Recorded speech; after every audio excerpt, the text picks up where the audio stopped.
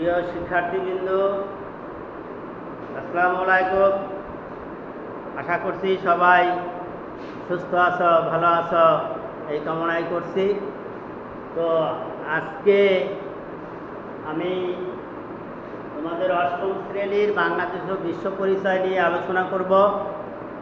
সেটা হচ্ছে পাঠ 4 বাংলাদেশের প্রধান প্রধান শিল্প।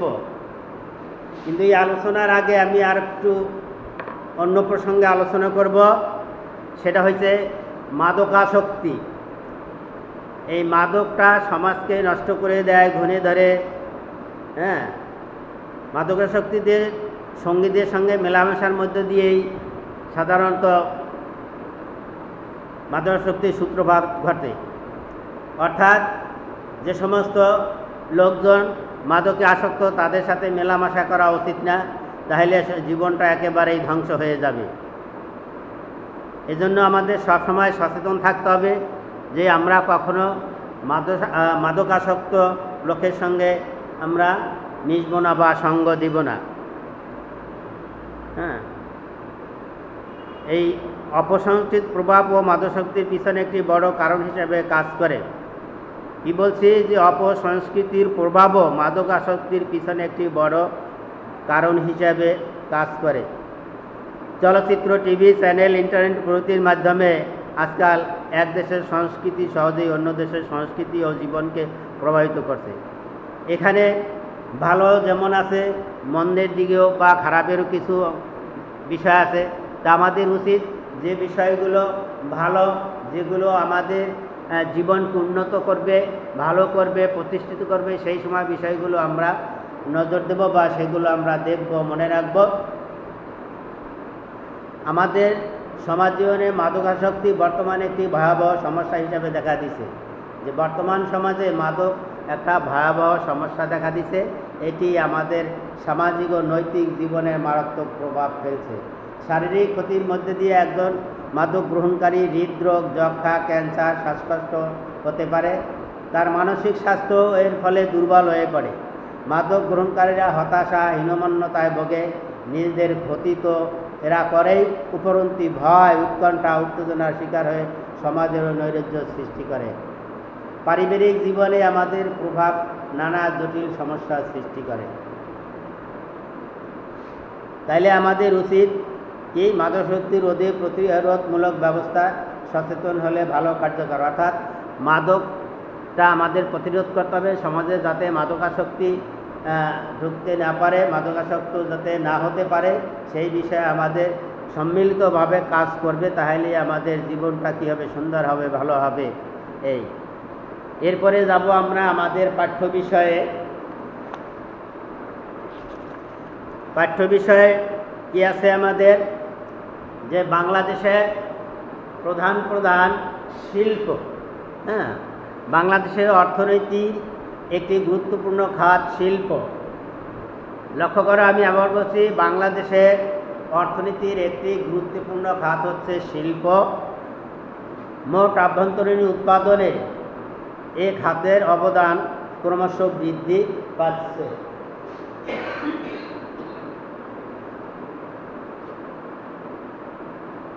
দেশীয় বিদেশি উদ্যোক্তারা ইতিমধ্যে বাংলাদেশে বেশ কিছু শিল্প প্রতিষ্ঠান গড়ে তুলেছে।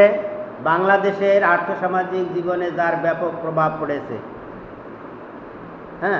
এখন আমরা একে একে প্রধান শিল্পগুলো আলোচনা করব। যেমন কিছু নাম এখানে আমি লিখছি বোর্ডে।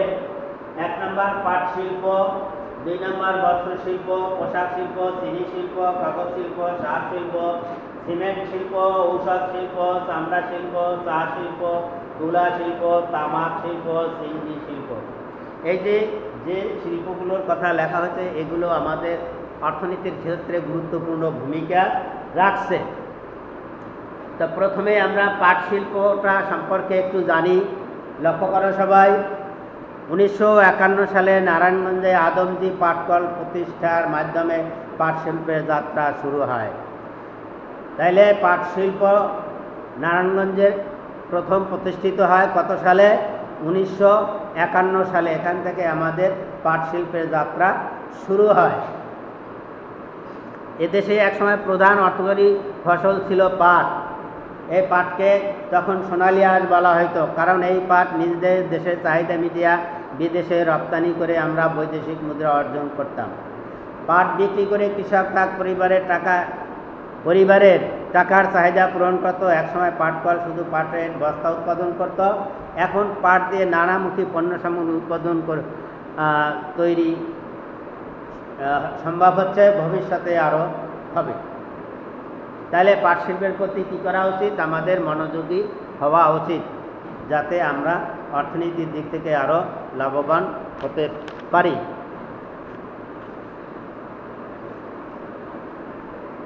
তারপরে আছে কি বস্ত্রশিল্প। বস্ত্রশিল্পটা 1947 সালে এদেশে মাত্র 8টি বস্ত্রশিল্প ছিল। যে বাংলাদেশে 1947 সালে কয়টা বস্ত্রকল ছিল? 8টি। বর্তমানে ঢাকা, কুমিল্লা, নোয়াখালী, চট্টগ্রাম, টাঙ্গাইল প্রভৃতি অঞ্চলে প্রচুর বস্ত্র ও সুতাকল রয়েছে। বাংলাদেশে তুলনামূলকভাবে কম মূলধন ও অধিক শ্রমিক ব্যবহার করে এবং শিল্পের উৎপাদন বাড়ানো সম্ভব। শিল্পের প্রাথমিক পর্যায়ে বস্ত্র শিল্পের প্রাধান্য ছিল।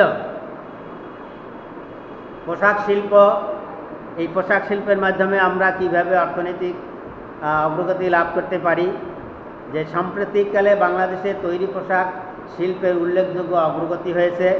গত শতকের 80-র দশকে এ শিল্পের অগ্রযাত্রা শুরু হয়।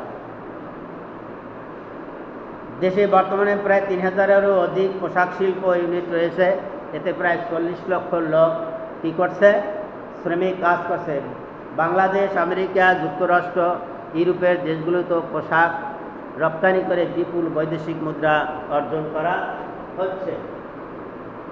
এরপরে আমরা যেটা পাবো সেটা হচ্ছে কি চিনি শিল্প। চিনি শিল্পটা কি হচ্ছে? বাংলাদেশে প্রচুর আখের চাষ হয়। এই আখ থেকে চিনি ও গুড় তৈরি হয়। 1933 সালে নাটোরের গোপালপুরে প্রথম চিনি কল প্রতিষ্ঠিত হয়। তাহলে এখানে একটা প্রশ্ন লক্ষ্য করো যে 1933 সালে নাটোরের গোপালপুরে প্রথম চিনি কল প্রতিষ্ঠিত হয়। তাহলে কত সালে প্রথম চিনি কল স্থাপিত হয়, কোথায় স্থাপিত হয়, এই জিনিসটা অবশ্যই আমাদের মনে রাখতে হবে। বর্তমানে দেশে 17টি চিনি কল আছে। এটাও একটা প্রশ্ন যে কয়টি চিনি কল আছে? বর্তমানে 17টি। আমাদের চাহিদা অনুযায়ী চিনি দেশে উৎপাদিত হয় না, অর্থাৎ আমাদের দেশে যত চিনি প্রয়োজন তা আমাদের দেশে উৎপাদন হয় না। ফলে কী করতে হয়? প্রতি বছর বিদেশ থেকে আমাদের চিনি আমদানি করতে হয়। তাহলে আমাদের কী করতে হবে? চিনি শিল্পটাকে আরও এগিয়ে নিয়ে যেতে হবে, যাতে আমাদের চাহিদা মেটাতে আমরা পারি। এরপরে আছে কি কাগজ শিল্প। 1953 সালে চন্দ্রকোনায় কর্ণফুলী কাগজের কল স্থাপিত হওয়ার মধ্য দিয়ে দেশে কাগজ শিল্পের যাত্রা শুরু হয়। তাহলে আমাদের দেশে কাগজ শিল্পের যাত্রা শুরু হয় কত সালে? 1953 সালে। এই সালগুলো অবশ্যই তোমাদের মনে রাখতে হবে। কোথায় স্থাপিত হয়? চন্দ্রকোনায় কর্ণফুলী নদীর তীরে। বাঁশ ও বেতকে ব্যবহার করে কাগজ উৎপাদন শুরু হয়। দেশে এখন সরকারি বেসরকারি বেশ কয়েকটি কাগজের কল রয়েছে। সরকারি পর্যায়ে কর্ণফুলী, পাকশি, খুলনা, হার্ডবোর্ড ও নিউজপ্রিন্ট মিল ছাড়াও বেসরকারি পর্যায়ে বসুন্ধরা ও মাগুরা পেপার মিলস উল্লেখযোগ্য কাগজ শিল্প প্রতিষ্ঠান।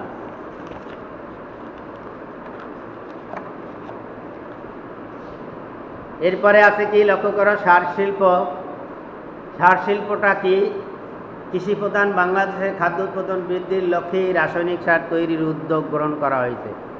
যে খাদ্য উৎপাদন বৃদ্ধি করতে হলে কৃষির দিকে লক্ষ্য রাখতে হবে।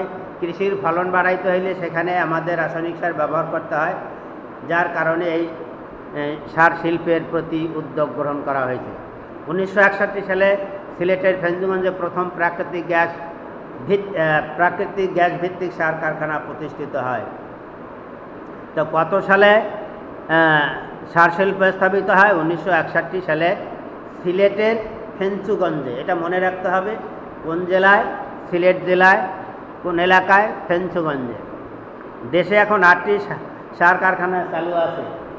তাহলে আমাদের মনে রাখতে হবে দেশে কয়টি সার কারখানা চালু আছে? 8টি।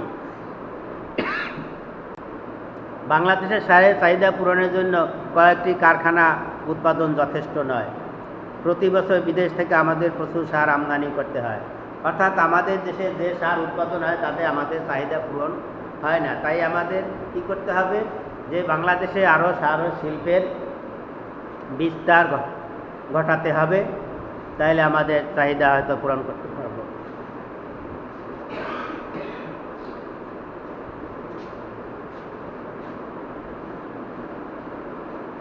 সিমেন্ট শিল্প, পাকা ঘরবাড়ি, দালান কোঠা তথা শহর নির্মাণে প্রচুর সিমেন্টের প্রয়োজন হয়। চুনাপাথর ও প্রাকৃতিক গ্যাসের সমন্বয়ে সিমেন্ট উৎপাদিত হয়। 1940 সালে ছাতকে সিমেন্টের কারখানা স্থাপনের মাধ্যমে এদেশে সিমেন্ট শিল্পের যাত্রা শুরু হয়। বর্তমানে বাংলাদেশে বড় ও মাঝারি আকারের 12টি সিমেন্ট কারখানা আছে। তাহলে বাংলাদেশে কয়টি সিমেন্ট কারখানা আছে? বড় মাঝারি আকারে 12টি। এসব কারখানায় দেশের মোট চাহিদার অর্ধেক সিমেন্ট উৎপাদিত হয়, বাকি সিমেন্ট আমাদের বিদেশ থেকে আমদানি করতে হয়। তাহলে সিমেন্ট শিল্প আমাদের দেশে প্রচুর নাই, অর্থাৎ এই সিমেন্ট শিল্পেরও অগ্রগতি আমাদের লাভ করতে হবে, অর্থাৎ সিমেন্ট শিল্প আমাদের বাড়াইতে হবে, কারণ বিদেশ থেকে আমাদের আমদানি করতে হয়। যাতে আমদানি করতে না হয় সেই চেষ্টাটা আমাদের করতে হবে। ঔষধ শিল্প, বাংলাদেশ বর্তমানে ঔষধ একটি সম্ভাবনাময় শিল্প হিসাবে বিবেচিত হচ্ছে। কি বলছি, যে বাংলাদেশে বর্তমানে ঔষধ একটি সম্ভাবনাময় শিল্প হিসাবে বিবেচিত হচ্ছে। এক সময় আমাদেরকে প্রচুর অর্থ খরচ করে বিদেশ থেকে ঔষধ আমদানি করতে হতো। এখন সরকারি বেসরকারি উদ্যোগে বেশ কয়েকটি ঔষধ কোম্পানি তৈরি হয়েছে, যারা দেশের ঔষধের চাহিদা অনেকটাই পূরণ করছে। একই সঙ্গে বিদেশে ঔষধ রপ্তানি করছে। বাংলাদেশের রপ্তানিমুখী শিল্প হিসাবে ঔষধের সম্ভাবনার কথা সকলেই এখন গুরুত্বের সঙ্গে দেখছে। তাইলে ঔষধ শিল্পটা আমরা বেশ অগ্রগতি লাভ করছি এবং আমাদের চাহিদা মিটাইয়েও আমরা কি বিদেশে রপ্তানি করতে পারি। তারপরে আছে চামড়া শিল্প। বাংলাদেশে প্রচুর গরু, ছাগল ও মহিষ পালন করা হয়। এদেশে বহু আগে থেকেই চামড়া বা ট্যানারি শিল্প গড়ে উঠেছিল। জুতা ও ব্যাগ তৈরিতে চামড়া শিল্পের জুড়ি নেই। এখন বাংলাদেশে কিছু সংখ্যক চামড়া শিল্প কারখানা তৈরি হয়েছে, যেগুলো দেশের গরু, ছাগল ও মহিষের চামড়া থেকে জুতা, ব্যাগ সহ নানা উন্নত মানের জিনিস তৈরি করছে। কোনো কোনো কোম্পানি বিদেশেও তাদের উৎপাদিত পণ্য রপ্তানি করছে। চা শিল্প কি? চা বাংলাদেশের অতি পুরাতন শিল্পের মধ্যে একটি। যে বাংলাদেশের যতগুলো শিল্প আছে, চা তার মধ্যে একটি পুরাতন শিল্প। সিলেট অঞ্চলে প্রচুর চা উৎপাদন হয়। এছাড়া পার্বত্য চট্টগ্রাম ও দিনাজপুর ও পঞ্চগড় বর্তমানে চায়ের চাষ হচ্ছে। চা পাতা প্রক্রিয়াজাতকরণের মাধ্যমে তা পানের উপযোগী করা হয়। বাংলাদেশে নিজেদের চায়ের চাহিদা পূরণ করে বিদেশেও রপ্তানি করে থাকে। তাহলে বাংলাদেশ কী করছে, যে নিজেদের চাহিদা পূরণ করেও বিদেশে চা রপ্তানি করা হয়। তুলা বাংলাদেশের একটি নতুন অর্থকরী ফসল। তুলা কি? তুলা আমাদের একটি নতুন অর্থকরী ফসল। বর্তমানে বাংলাদেশে বাণিজ্যিকভাবে তুলার চাষ শুরু হচ্ছে।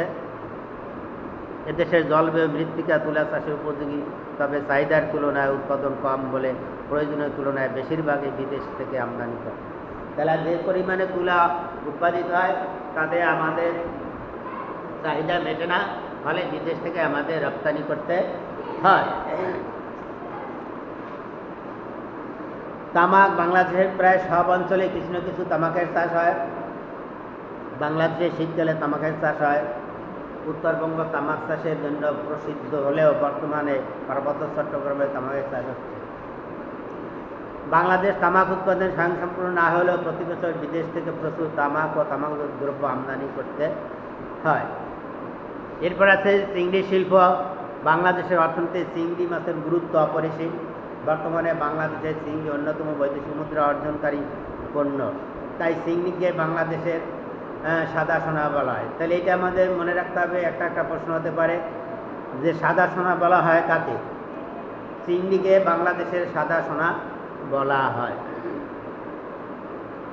সর্বশেষ আমরা বলতে পারি যে এই সমস্ত শিল্প ছাড়াও বাংলাদেশের নানা ধরনের ছোট মাঝারি শিল্প রয়েছে, নতুন নতুন শিল্প কারখানা তৈরি হচ্ছে।